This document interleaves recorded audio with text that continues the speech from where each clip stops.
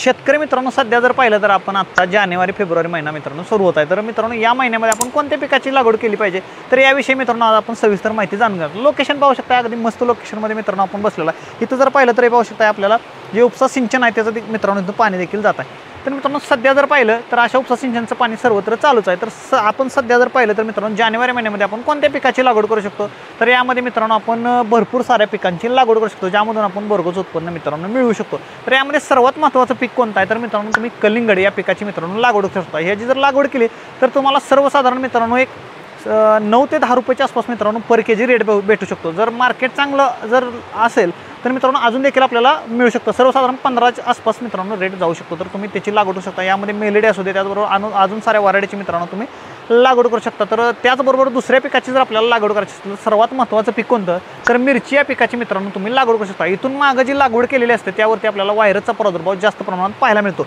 इथून पुढे जर विचार केला तर 1 ते 1.5 महिन्यानंतर आपल्याला थंडीचा कालखंड कमी झालेला दिसून येतो। त्यामुळे जो व्हायरस येणार आहे, थ्रिप्स येणार आहे, त्याचं आपल्याला प्रमाण कमी प्रमाणात पाहायला मिळतं। त्यामुळे तुम्ही मिरचीची लागवड करू शकता। मिरचीमध्ये कोणत्या मिरचीची लागवड करू शकता त्यामध्ये 5531 आहे, अनुष्का आहे, त्याचबरोबर इतर आपल्याला AK47 असू दे, अशा प्रकारच्या नवीन आधुनिक व्हरायटीची मित्रांनो तुम्ही लागवड करू शकता आणि भरघोस उत्पन्न मिळवू शकता। यामध्ये आपल्याला अजून देखील भावनगरी असू दे, अशा कोणत्याही मित्रांनो मिरचीची तुम्ही लागवड करून भरघोस उत्पन्न मिळवू शकता।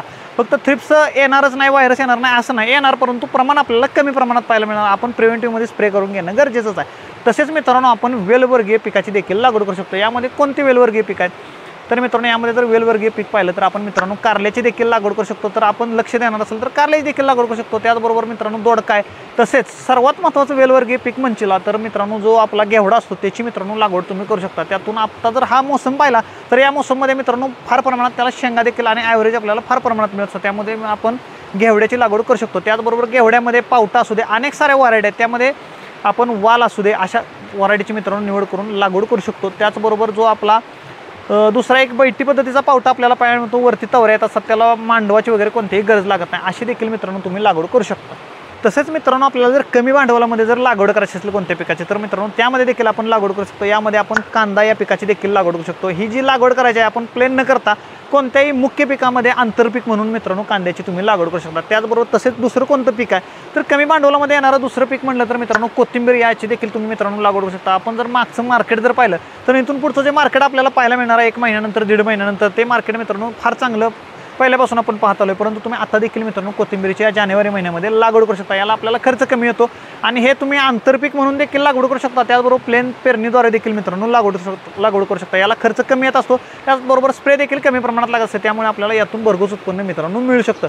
तसेच कांदा सांगितलेला आहे, कोथिंबीरची लागवड करू शकतो मित्रांनो। तसेच आपण जानेवारी महिन्यामध्ये आपल्याला ऊसाची देखील मित्रांनो आपण लागवड करू शकतो। या सुरू हंगामामध्ये जर आपल्याला ऊसाची लागवड करायची असेल तर मित्रांनो यामध्ये आपण 8632 असू दे, त्याचबरोबर मित्रांनो आपण 10001 या व्हरायटीची देखील मित्रांनो आपण लागवड करू शकतो। तर याचा जर आपण कालावधी पाहिला तर रिक्वायरीचा कालावधी फार कमी प्रमाणात कमी ह्याच्यामध्ये कालावधीमध्ये असल्यामुळे आपण मित्रांनो हिची लागवड करू शकतो आणि यातून भरघोस उत्पन्न मिळू शकतो। 10001चा जर विचार केला तर मित्रांनो सर्वसाधारण 11 ते 11.5 महिन्यामध्ये मित्रांनो येणारी ही व्हरायटी आपल्याला पाहायला मिळते। 10 महिन्यातच येते तसे, परंतु आपण 1 ते 1.5 महिना एक्स्ट्रा जर धरलं तर यामधून आपल्याला 11 ते 12 महिन्यामध्ये मित्रांनो सर्वसाधारण 1 टनापासून ते 1.25 टन ते 1.5 टनापर्यंत मित्रांनो ॲव्हरेज मिळू शकतं।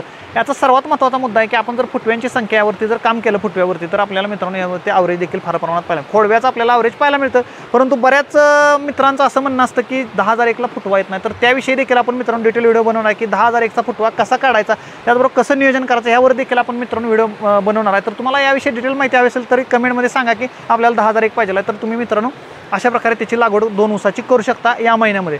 तसेच मित्रांनो तुम्हाला सर्वात महत्त्वाच्या पिकाची जर लागवड करायची असेल तर मित्रांनो तुम्ही जानेवारी महिन्यामध्ये न करता फेब्रुवारी महिन्याच्या मित्रांनो एंडिंगला तुम्ही लागवड करू शकता। कोणत्या पिकाची तर मित्रांनो टोमॅटो या पिकाची मित्रांनो तुम्ही लागवड करू शकता। यामध्ये आपल्याला अथर्व असू दे, त्याचबरोबर 2048 अशा व्हरायट्या पाहायला मिळतात। तर हे आपल्याला लांबडी आणि गोल मित्रांनो यामध्ये व्हरायटी 2 पाहायला मिळतात। तर ती लांबडीची व्हरायटी येणार आहे जो आपल्याला टोमॅटो जास्त साईजचा पाहायला मिळतो, त्याचबरोबर लोकल मार्केट असू दे, मुंबई मार्केट असू दे, कोणत्याही मार्केटला चालणारा मित्रांनो हा टोमॅटो आपल्याला पाहायला मिळतो, याची तुम्ही लागवड करू शकता। फक्त ही जानेवारी महिन्यामध्ये न करता फेब्रुवारी महिन्यामध्ये मित्रांनो करू शकता। तेही कधी तर शेवटच्या आठवड्यामध्ये मित्रांनो तुम्ही ही लागवड करू शकता. आपण नंतर बनवणारच आहे फेब्रुवारी महिन्याचं, परंतु आता तुम्हाला सांगितलेलं आहे की तुम्ही म्हणणार टोमॅटोचं आपण यामध्ये का घेतलं नाही. तर दुसरा सर्वात महत्त्वाचा मुद्दा म्हणजे मित्रांनो पालेभाजीची देखील आपण मित्रांनो या महिन्यात जानेवारी महिन्यामध्ये लागवड करू शकतो. यामध्ये पालक असू दे, त्याचबरोबर मेथी असू दे, चाकवत अशा मित्रांनो पालेभाज्यांची लागवड करू शकता.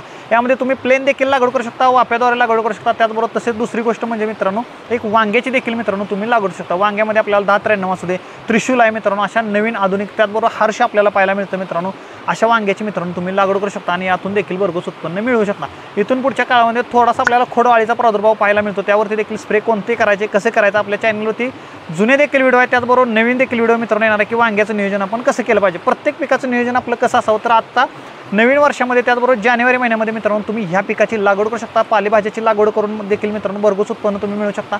अशाच पिकाची लागवड करून भरघोस उत्पन्न मिळवून आपण सर्वसाधारण एकरातून 50,000पासून ते मित्रांनो 2 ते 2.5 लाखापर्यंत उत्पन्न या पिकातून मिळू शकतो. कशी वाटली इन्फॉर्मेशन जरूर सांगा. त्याचबरोबर कोणत्याही तुमच्या शंका असतील या पिकाविषयी किंवा या पिकाविषयी जर डिटेल व्हिडिओ हवा असेल बेसिकपासून की कशी लागवड केली पाहिजे, तर मित्रांनो कमेंट बॉक्स रिकामा आहे, कमेंट करायला विसरू नका. व्हिडिओला लाईक शेअर, चॅनलला सबस्क्राईब करायला विसरू नका.